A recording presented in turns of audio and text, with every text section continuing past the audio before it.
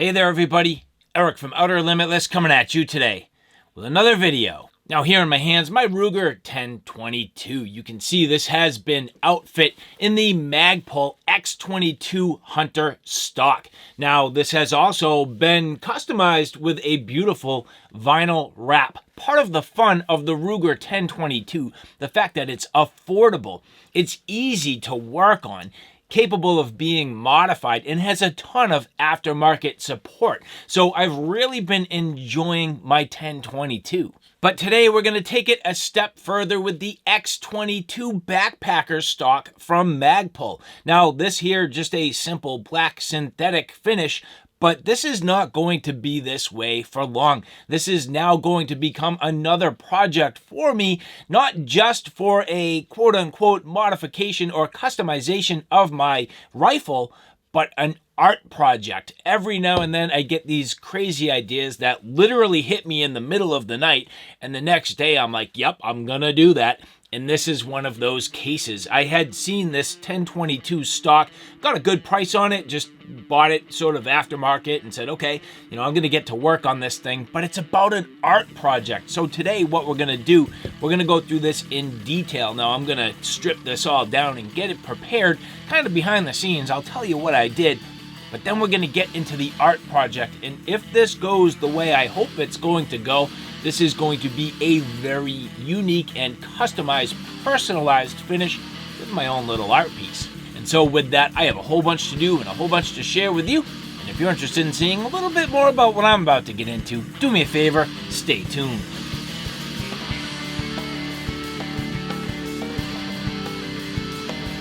So now to prepare the stock, basically what I've done, I've removed every removable component that I realistically could, and everything else got masked off. Places that I think would be sensitive, places that I think would have tolerance issues, and places where there are interfaces with the receiver, with the barrel, and even because this is the takedown unit between the two halves. I've actually plugged everything up to the best of my ability, and I've used double-sided tape to connect the fore end to the rest of the stock so that my pattern's consistent from front to rear. I've also made myself a little half-assed kind of stand that this stock fits down onto, and it's actually just about perfect, so that with this fit on here, I can paint this. Now what I can tell you is I'm basically going to do sort of like a poured technique that I've used in the past, and I'm gonna pour all my paint over this, and it's gonna drip down and leave the patterns.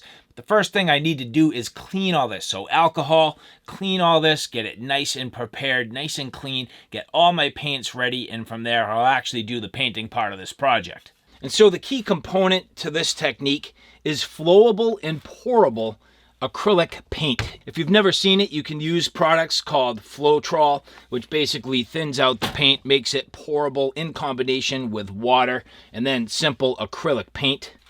I have a number of different colors that at this point I have fully prepared to the actual colors that I intend on using for this project. So white, black, silver, gold, slightly deeper gold, yellow, orange, green, and brown. Now, for the most part, I am going to try to emulate certain aspects of camouflage-based colors. I know there's a lot of kind of bright things in here, but that's to make different tones, ultimately, of greens, tans, and browns. Now, this entire thing is going to be on a base of black, and then I'm going to highlight the entire thing with streaks of white. This is not necessarily intended on being a camouflage pattern, but I want those subtle hues throughout. Now, the main thing to consider, too, I have to clean all of this with alcohol. I'm going to get everything nice and clean. There is a texture to this stock. Now, part of me says I should probably sand it.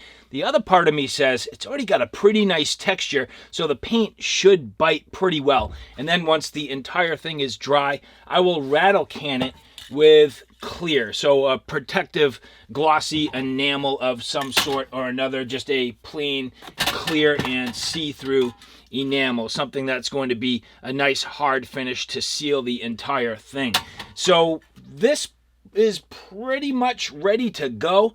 You'll see as I go through this, it's pretty messy, so you want to make sure that everything is well protected and contained, and it is going to also take a couple days to dry. Now, I know some of you are going to hate this. Some of you will probably like it. So if you are interested in this technique, you're going to look up, basically, I would call it acrylic pouring techniques. But with that, let's get into this. And so at this point, I've mixed up a bunch of different colors. Now, the main thing is I am going to cover the entire rifle stock in black first. Even though it's black, covering it in black with the acrylic paint is going to help the rest of this paint move and slide down the stock. So that is kind of a key step. Now, I am basically going to fill 2 solo cups full of paint. I'm going to do a darker tone and a lighter tone. The 2 cups of paint are going to be used sort of one after another. The first one going to be the darker. I'm basically going to pour over this entire thing. And then the second one being the lighter. At that point, I will highlight the entire thing. So I know the lighting in here kind of sucks, but I'm hoping that the end result of this will become evident. There is nothing in this process that isn't messy. So this is pretty much like pour it on, baby. Pour it on. Spread it out. And that's exactly what we're going to do here. So again, nothing about this process is pretty. Covering the entire thing in black. Now, something worth mentioning, this does take a super long time to dry. So you're really not in too much of a hurry here. For the most part, you have plenty of working time with these paints. And at this point, I would say this is what I guess I would call slathered on. So slathered in black. And so now for the next step, basically what I'm going to do is, again, I'm going to make a dark cup and a light cup. So my dark cup, I am going to take the black and just pour a ton of black in here. I'm going to fill it maybe 1/3 black. And at this point, getting a good amount of paint in there. I'm then going to take what I think are the right combination of colors. So I want a little contrast to the black. So I'm going to take some green and I'm just going to pour it in from the top up high. I'm just literally pouring that in right down into the middle of the cup. So that's that green. I think I'm going to take a sort of silver-like color and I'm going to pour that in. So there's green, black, silver. I'll probably hate myself for this, but I'm actually going to take some yellow. I'm just going to pour that yellow in right on top, right in there. And now the secret ingredient, silicone, which will make some bubbles and some interesting contrast. So the silicone, dribble it in there. You only usually need a couple of drops, but I'm going at it today. So I'm just going to dip my stick in here to get that silicone down inside and into the rest of the paint. And to me, this is where we're going to start. So making sure everything is aligned as to catch all the excess paint where I need to. The pour, I'm basically going to go straight down the middle of the stock here. And we're going to let it just dribble out of control in various directions. Probably going to need to do this a couple times to get it to actually coat. And this is going to run down all sides of the stock here to cover it as complete as I can.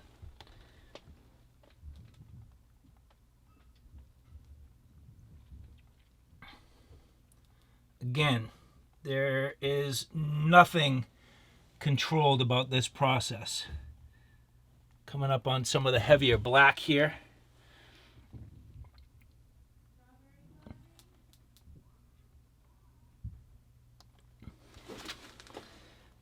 to me, this appears to be fairly well covered for the most part. A couple spots I missed on this side. I'm using the paint to smear the paint.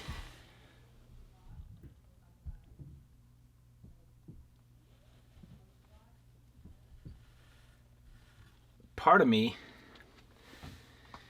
is actually pretty happy with this color combo in general. I almost don't want to add the other colors. So I might honestly just leave this as it is. Checking it for coverage. I mean, from what I can tell, I believe I have full coverage front to back, which tells me I should probably leave this as it is. I'm missing some color in the back here, which I would like maybe just a touch more color if I could. See if I can. I'm gonna have to pour some out here. Get to some color. And that is much better. So, although my original intent was to add additional colors to this, I think I would be leaving myself for failure. So now what I'm going to do, here's the next key part. Hit it with a torch. And hopefully, we're going to introduce some interesting bubbles.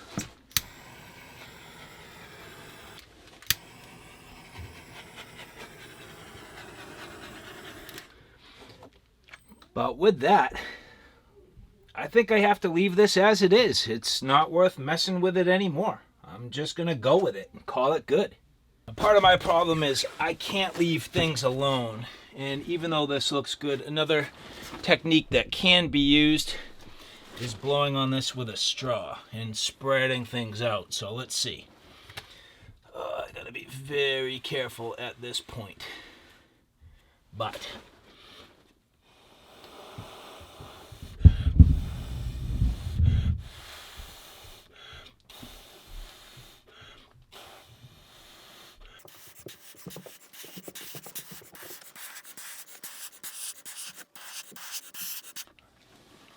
just kind of randomizing it just a little bit here.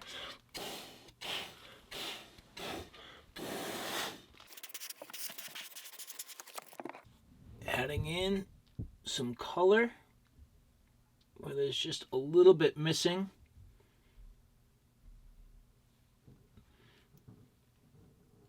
I don't know if I'm making this better or worse, but it is what it is. We'll let that drip down for a minute while I work on the other side.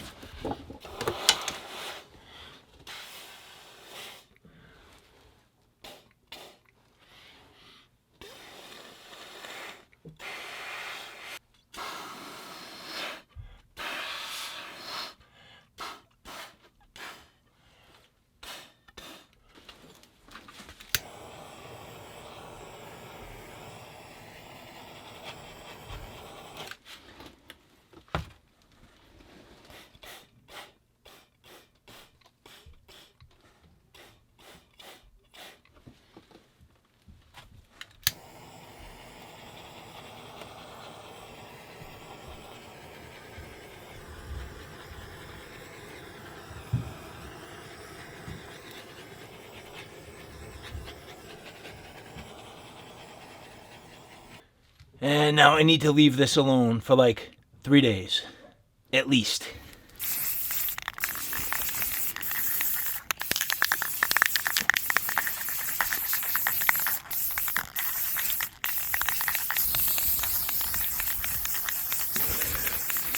And so now, after a few days of careful, and I'm not going to say meticulous, but careful and planned work on my Ruger 1022 with the Magpul X-22 backpacker stock. This came out sweet, absolutely awesome. I'm incredibly pumped at how nice this looks. I'm incredibly pumped at how just perfect the pattern came out. And it's not that the pattern's perfect, it's that it was executed the right way. I approached it with an idea in mind and I pulled it off, I'd say, to my expectations, and maybe a little bit better. Now, the question's going to be, how durable is this? Well, I don't know. Hard to say, but it does have a nice thick coat of clear over it.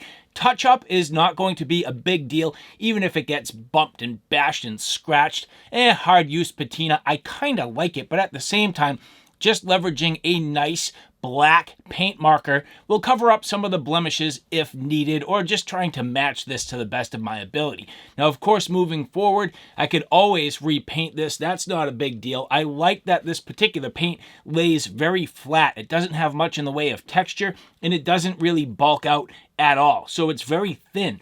Overall, it doesn't really take up any of the tolerances, and I do have to say, generally speaking, I am extremely pleased at just how beautiful this is, how nicely it came out, and how cool it looks. And so I hope you guys enjoyed that. Again, my Ruger 1022 getting a little bit of a facelift in the X-22 backpacker stock from Magpul, lightening things up a bit, giving it this real awesome custom look. I hope you enjoyed that. Take a look in the description box below, where I'll again list the names of what you're kind of trying to do here. If you're interested in this technique, you could certainly try it for yourself. I would encourage that. And so thanks, guys. I appreciate you following along. If you like this content, do me a favor. Take a look at my Outer Limitless channel, which is more on my primary gear. On that channel, I cover everything from hiking, camping, and backpacking excursions, all the gear that goes with it. So from sleep systems, shelter systems, knives, axes, backpacks, flashlights, you name it. That's my Outer Limitless YouTube channel. So all right, guys, thanks for stopping by. I hope you like what you saw. I hope you found it a little bit informative. If you like what you saw, please like, share, and subscribe. And as always, thanks for stopping by. Take care now. I'll see you soon.